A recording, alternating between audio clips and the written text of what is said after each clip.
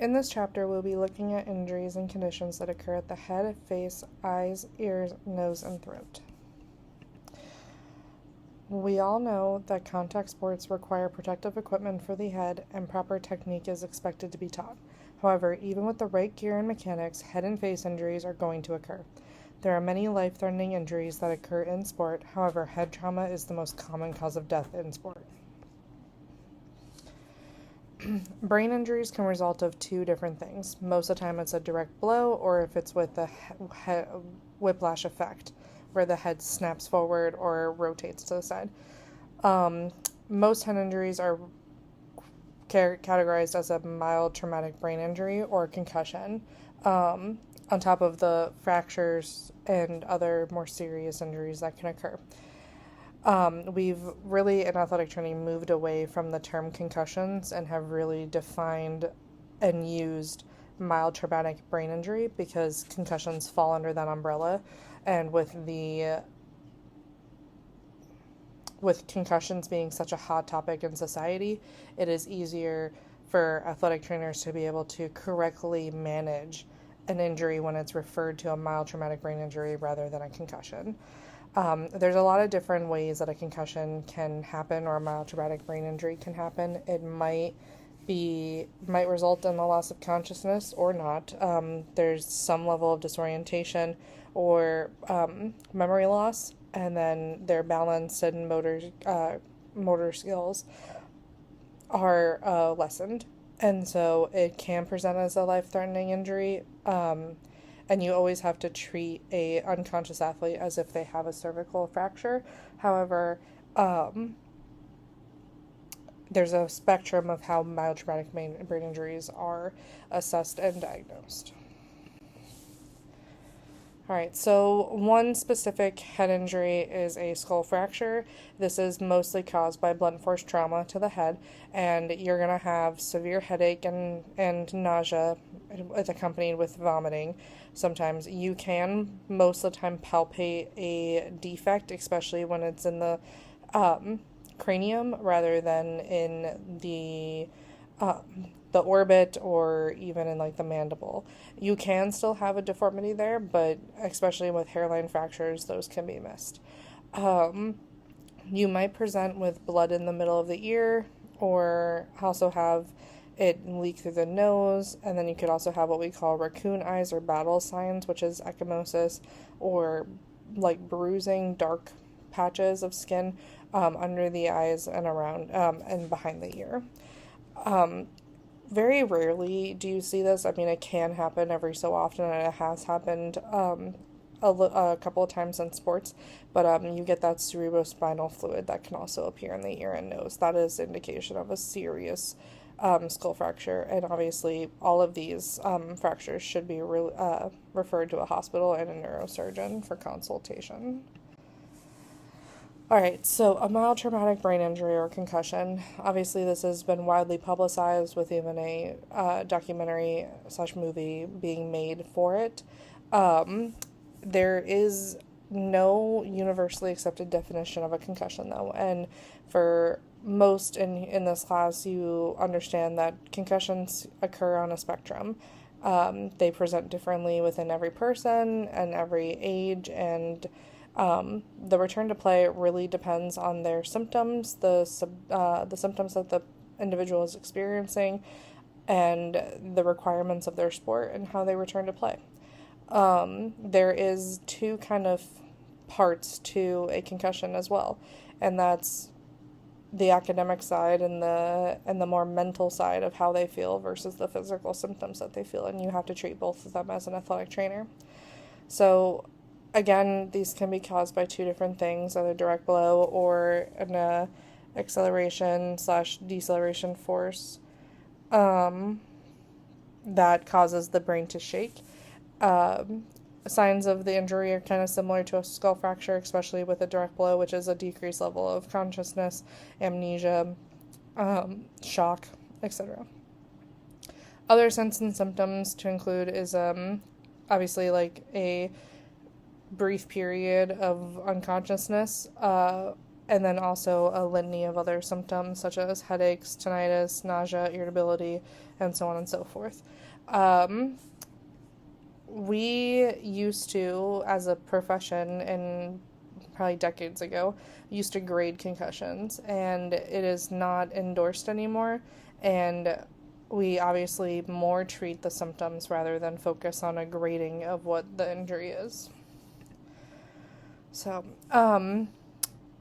with concussions, it changes the way that your brain functions, and so as you can see, like with a hit to the front of the head, it can lead to bruising and swelling in the brain and cause a tearing of blood vessels. However, with this impact, what this image doesn't show you is that, yes, the front of the brain right here would be injured. However, you can have a contre-coup effect, is what it's called, where the main direct blow is at the front of the head, but your brain can slide within your skull. There's room in there.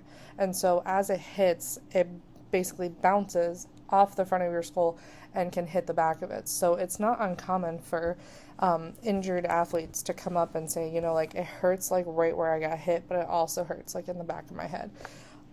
Other times they might not be able to locate the direct source of pain, and so you just have to kind of treat the entire head, which you do anyway. If you would like to, you can watch this video to further educate on concussions. So concussions are, like I said, very subjective in nature. And so once you suspect a concussion, that individual should be removed from activity until they are cleared by a physician. As soon as a concussion occurs, you really want to get that evaluation started, because it's going to be an ongoing process of evaluation. So obviously, if they have a loss of consciousness, you are more concerned about a cervical spine injury, in which case then you would send and refer to a physician and to the emergency. Prior to returning the individual to competition, all of the symptoms must resolve. Now, this has changed a little bit in the last few years to almost like a decade. Yes, they have to have their symptoms resolved prior to returning them to competition. However, we used to say that your symptoms have to be completely gone before you start the return to play process. And that is no longer in your protocol. It is at the high school level, because at the high school level, they are they're required to follow more state-regulated guidelines because it is much more controlled at that level. However, working with like a sports neurologist, which is what we do at Oakland, for instance, if there's residual symptoms which can happen and they can last for a period of time, you start that return to play process regardless of how those symptoms present, unless they're getting worse. But it's under the supervised care of a neurosurgeon. Obviously, you don't want to return an athlete who isn't confident that they can play. It's not uncommon to see a more anxious person or have an athlete that shows signs of anxiety or depression coming out of a concussion, so it's always something to consider. And then obviously you really want to take into consideration their history of concussions. The more concussions you have, the longer it is to return to play most of the time. And then obviously you're looking at permanent damage to the brain if you consistently have multiple concussions at a time. And then we have something called post-concussion syndrome, which follows a concussion. It might be associated with concussions that don't involve a loss of consciousness, but basically the athlete continues to have symptoms of a concussion following the concussion and what you would expect to be the return to play period. So this is what I was talking about with those lingering problems. This is most of the time presented by persistent headaches, memory loss, still lack of concentration. This is especially important in school because I have seen in the past that athletes who sustain a concussion sometimes will fail out of college because they are unable to concentrate and remember their homework or what they need to know for a class. And so it's really important to work with the professors and the academic advisors. That way we can get them the break that they need to truly heal from the concussion, and then also understand and be able to recognize and kind of attack this problem as soon as it occurs. This can happen. This concussion syndrome can happen immediately following the injury, and it can last for months if it does. Athletic trainers should obviously treat the symptoms, and then return the athlete to play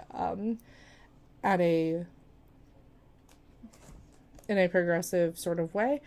It should be reliant on their signs and symptoms, and so we gradually return them to play from a concussion and in this state and from this injury, with starting with like cardio, and then you'll go to weightlifting, and then you'll go to like non-contact practice or 50% of your exertion, and then you go to like a full-on practice, and you're monitoring the symptoms as they start that activity and then after that activity, and then you break from that activity as much as you need. You might repeat a step and then go from there. So it can take time, the process of returning an athlete to play post concussion, or if they sustain these lingering symptoms. All right, so second impact syndrome. This results from a secondary injury to the brain after a primary injury that hasn't resolved, basically. So it causes rapid swelling to the brain, and it can be life threatening. It doesn't have to be a huge impact for second impact syndrome to occur.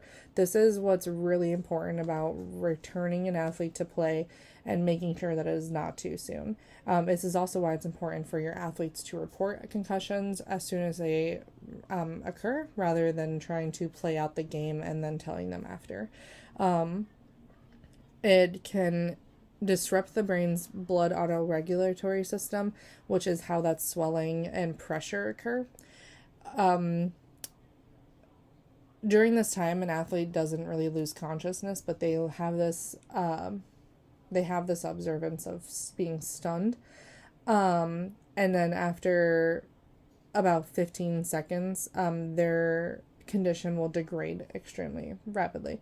They'll have dilated pupils, loss of eye movement, loss of consciousness, which often leads to a coma, and then respiratory failure.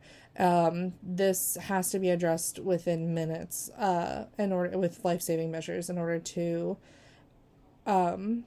save the athlete. It is the only way to basically manage second impact syndrome is to prevent second impact syndrome.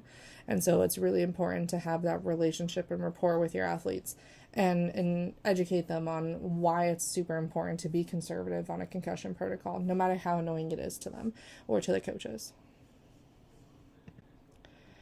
All right, so you can have a cerebral contusion, which is basically when you have bleeding or increased pressure within the cortex, stem, or cerebellum. This is normally occurs when you strike a stationary object. It can range in severity. You're more likely to experience a loss of consciousness, and then you might present with a headache, dizziness, or nausea, but it will overall have a normal neurological exam. You obviously still want to refer them to the hospital, and for majority of these issues, you're going to recommend a CT or an MRI to get that imaging of the brain. Treatment is varied as well, depending on the case of the athlete. Obviously, like, you can return to play as soon as they're asymptomatic and have gone through a progression of return to play. Now we can get into some of the more scary injuries. I mean, the other injuries are very, very important, and you need to understand what they are, but these, the epidural and subdural hematomas are kind of something that athletic trainers really hope that they never have to deal with. And so, on top of the second impact syndrome. So, an epidural hematoma is when you have a blow to the head or a skull fracture where you tear the meningeal arteries. And so then your blood pressure increases and your blood accumulates in the area, and you'll have a hematoma in that site. But it occurs rapidly, and so then you'll have a loss of consciousness. You will present with different signs and symptoms that are associated with a head injury, and then your symptoms will get worse. You'll have head pain, dizziness, nausea, dilation of one pupil, deterioration of consciousness, neck rigidity, depression of pulse and respiration, and then convulsions. This requires a neurosurgical care. You have to relieve that pressure in order to avoid disability or death, and so you are required to undergo this surgery where they remove a piece of your skull to allow that pressure to decrease. Whereas a subdural hematoma, this is that what we call a silent killer almost, and so it's because of that venous bleed. So with an epidural hematoma, it's an arterial bleed, so it's a quick bleeding that happens in the brain, whereas a venous bleed is slower, and so it results mostly from an acceleration deceleration whiplash mechanism, which tear the vessels that bridge that dura mater in the brain, so it's a little bit deeper. And that venous bleed is slow, and so it can take hours to days almost for these hematomas to come to fruition. And so you will experience some sort of loss of consciousness. You can have that dilation of one pupil, but you're for the most part going to have the same symptoms as you would a mild traumatic brain injury.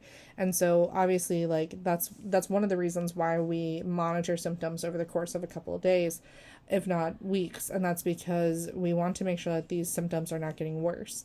If they do get worse and we suspect this, you obviously need to send for immediate medical attention, and then they'll require some imaging as well.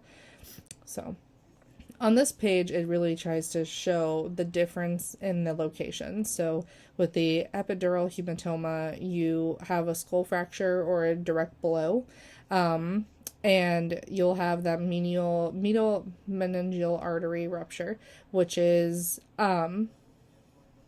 above the dura. So the dura is pulled away from the skull, and that rupture occurs in that space, causing the bleeding. Whereas on a subdural hematoma, the dura stays attached to the skull, and the bleeding occurs between the inner and outer membrane, and then it ruptures that bridging vein, and it can bleed into the superior sagittal sinus. Next, we have scalp injuries. This most of the time occurs, it can occur with other serious head trauma, but it's going to be a blunt trauma, blunt object trauma, or a penetrating trauma. Obviously, there's going to be extensive bleeding, and then they're going to have some sort of symptoms of a headache, localized pain, tenderness. After the blow, you will most of the time see this occur in sports, and you'll kind of react as quickly as you can if you are watching the game as closely as you should be. You always want to clean at first with an antiseptic soap and water to remove that debris, and then sometimes you might have to cut the hair away in order to correctly dress the wound. You obviously apply as firm of a pressure as you can, and then you can provide some sort of astringent to reduce that bleeding. Wounds larger than a half an inch should be referred to either for your physician or to an urgent care hospital for further wound treatment. And then you, for smaller wounds, you can cover with a protective covering and try to stop that bleeding, but you should always refer to a physician depending on how big the laceration is. So one of the other fractures that we can have in the face are mandibular fractures. This is most of the time caused by a direct blow. You can see a deformity. They will not be able to bite without pain. Same with smiling, and then you can also see bleeding around the teeth, and you'll have some numbness or tingling. You can have a temporary immobilization with an elastic wrap. They can reduce this fracture, and then they will fixate the fracture in order to immobilize it further. You'll have your jaw wired shut, basically. All right, so a cheekbone fracture or a zygomatic complex fracture. This is again caused by a direct blow.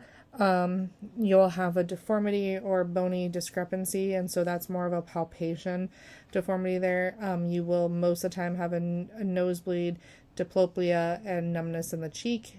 Cold application is extremely important right away in order to control that swelling, and then you refer to a physician. Healing, again, like with any fracture of a bone, can take 6 to 8 weeks, and they'll need to wear protective equipment in order to return to play.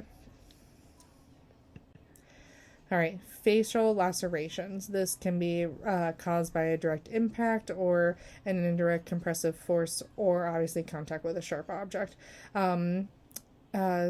You'll obviously have substantial bleeding and pain. Unfortunately, facial injuries, the face is full of blood vessels and capillaries, and so facial injuries, especially lacerations, bleed a ton, no matter how big the injury is. And so you want to control that bleeding as much as possible, applying pressure and applying pressure, and sometimes you can apply like a cold compress in order just to help with that pain and swelling as well. You will need to refer to a physician for stitches. Many times you will see, especially in the higher settings, like competitive settings like college and professionally, you will see them refer to a plastic surgeon because they have such a good handle on scarring and stitching to a point to where you don't leave a scar, and so they oftentimes refer rather than just doing the stitches themselves and having a more beat up or jagged looking scar. So dental injuries, you obviously want to prevent them as much as possible because it can reduce oral injuries, but it also can help cushion from a concussion standpoint and protect the brain. Obviously, most contact or collision sports, they require a mouth guard. It will reduce the incidence of your oral injuries if you do wear a mouth guard. This is something that athletic trainers really need to push because oftentimes athletes tend to not use a mouth guard when they really should. Always practicing good hygiene is really important. You will see sometimes a sports, well, not really a sports dentist, but you'll see dental dentistry doctors on staff with their sports medicine teams. Dental screenings should obviously occur yearly to help prevent those cavities, and you always want to prevent any abscess or gingivitis or periodontitis just because they will irritate that area, and if you ever receive a direct blow to that area, it can just make that injury much worse. So tooth fractures, this is due most of the time to direct trauma or an impact to the jaw. It produces a fragment, basically your tooth breaks without any bleeding, so it breaks in half. You can have some bleeding if there's an exposed tooth chamber. This also causes significant pain. You do not require immediate attention for the most part. You can place those the pieces of it in a bag and follow up can wait for it. It's not necessarily an emergency injury, and then you can go through cosmetic reconstruction for the tooth to be repaired. For root fractures, the athlete can continue to play, but you obviously have to take care of and control that blood, and then you might have to reposition this tooth and brace it, and then obviously mouthpieces are required for future practice. And this just shows the different types of tooth fractures that you can have. Okay. So you can have a tooth subluxation or avulsion occur. This is mostly due to a direct blow. This is when it's really just dislodged or it's completely avulsed from the socket. When you have a subluxed tooth, you should refer for care within 48 hours.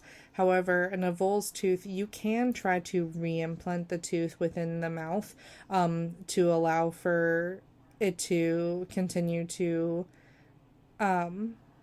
attempt to be relocated. However, you can also use a Save the Tooth kit or milk to help if you can't reimplant the tooth, and this just helps to increase the longevity of the tooth before it dies off, as the athlete waits to see a dentist. So these are just a few different examples of a subluxation versus a luxation, and then obviously a complete avulsion. Next, we go into nasal fractures or chondral separation. This is mostly resulted from a direct blow. You most of the time will have profuse bleeding and hemorrhaging, and then obviously swelling and deformity for the nose. You don't have to always have a deformity for a nasal fracture to occur, and you always want to assess a person's breathing and make sure that the airway is not compromised. You control the bleeding as much as possible, and then obviously refer for x-ray and potential reduction of the fracture. And you can actually, if it's a simple fracture, an uncomplicated fracture, athletes can play with those. They just require a specific brace, shield to participate in the activity. However, this is at the discretion of the physician. You might need to splint depending on how complex the injury is. And so this just shows the different deformities that you can have or symptoms that you can have with a broken nose. If you'd like to, there's a pretty intense video of nasal fractures that you can watch at your own discretion.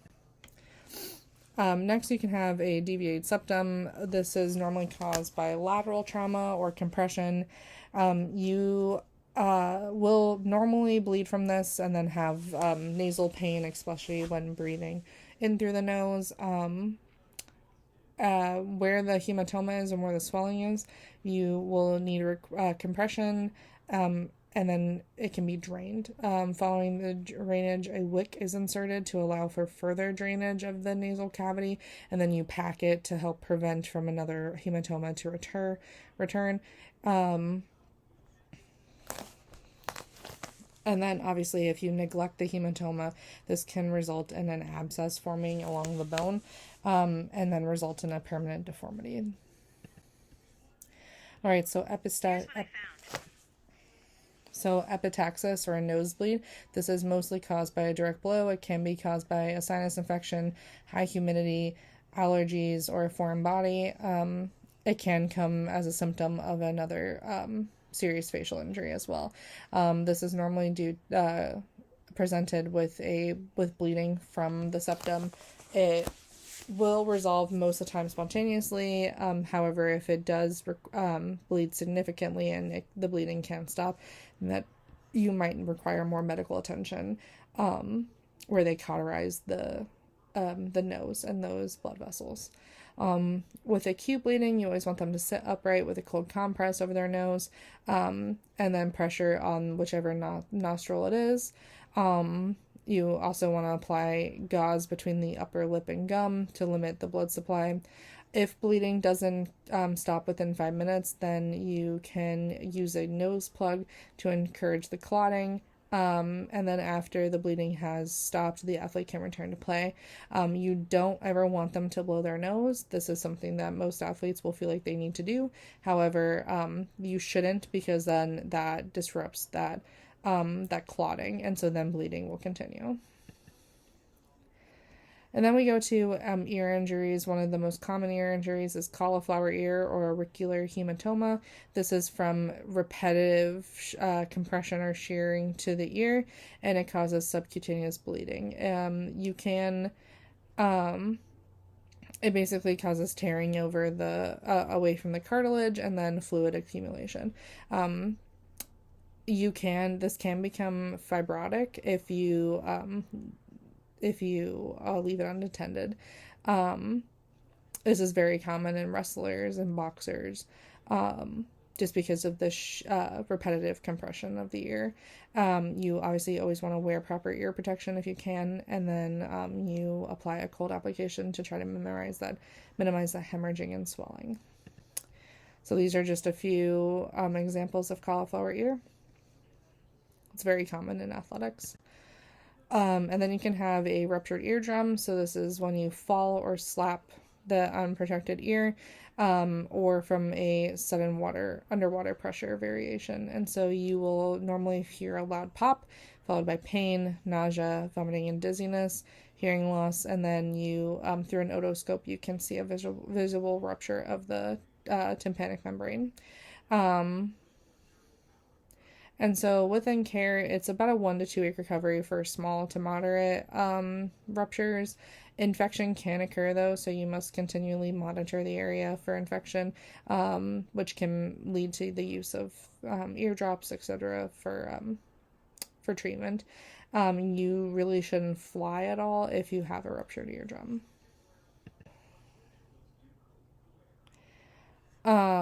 This is when water is trapped behind the eardrum or the ear canal, because of increased earwax or swelling caused by allergies, etc.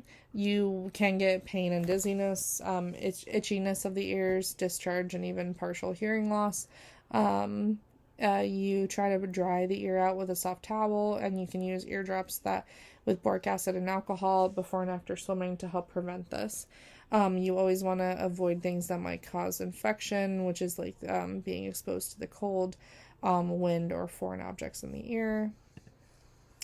All right, so impacted cerebrum. It's excessive wax buildup in the ear. You will have muffled hearing and hearing loss. Generally, you won't have really any pain because of it. Due to no infection. This is largely due to people who use Q-tips in their ear to help clean their ears out. You should try to irrigate the canal with warm water to help dislodge the wax accumulation. You don't want to use a cotton swab because it can increase the degree of impaction, and it might require a physician to remove it with a curette. If you would like to watch how they remove impacted earwax, you can go ahead and watch this video. Alright, orbital hematoma, or a black eye. So this normally results from a blow to the area surrounding the eye, which results in capillary bleeding. Clearly, you will have swelling, discoloration, and then you always want to make sure that you assess their signs for a more subconjunctival hemorrhage. Obviously, with swelling, you always want to make sure that they can potentially see out of the eye. If they can't, then you try to apply a cold compress in order to reduce that swelling. You always want to keep that cold compress on for about 30 minutes, and then rest the athlete until their vision has been restored at least. You don't ever want to blow your nose after an acute eye injury because it can increase that swelling and hemorrhaging. All right, orbital fractures. This is mostly due to a blow to the eye, forcing it posteriorly. This is compressing that orbital fat until a blowout rupture occurs to the floor of the orbit.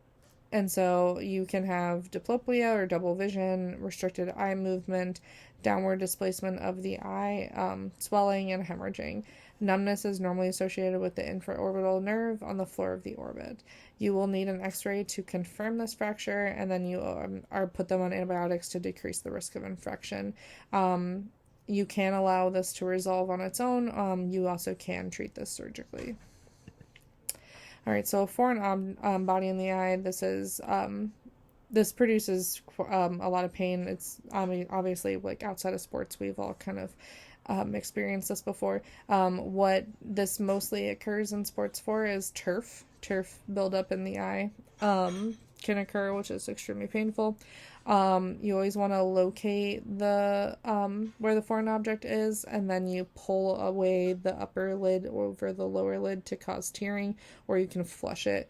You always want to you can also use a sterile, like, Q-tip to retrieve the object as well, and then you always rinse with saline. And then if the object is embedded, then you must refer to a physician, and then you just patch the eye over. All right, a scratched cornea. This can occur due to the attempt to remove a foreign object, and so then you rub the cornea, which becomes abrased. And so you'll have severe pain, watering of the eye, photophobia, and spasming of the orbicular muscle of the eyelid, which can cause twitching. You patch the eye and still refer to a physician. You always want to use an antibiotic ointment with a patch as well over the closed eyelid. This will be prescribed by the physician.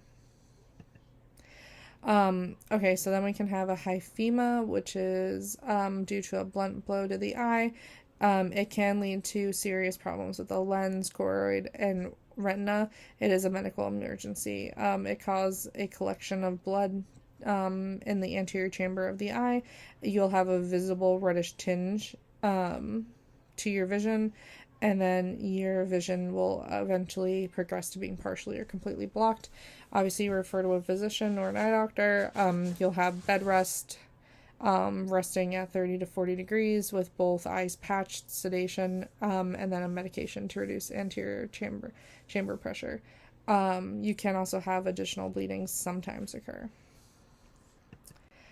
And lastly, we have acute conjunctivitis. This is due to bacteria or allergens. It's what normally happens when you rub your eye excessively.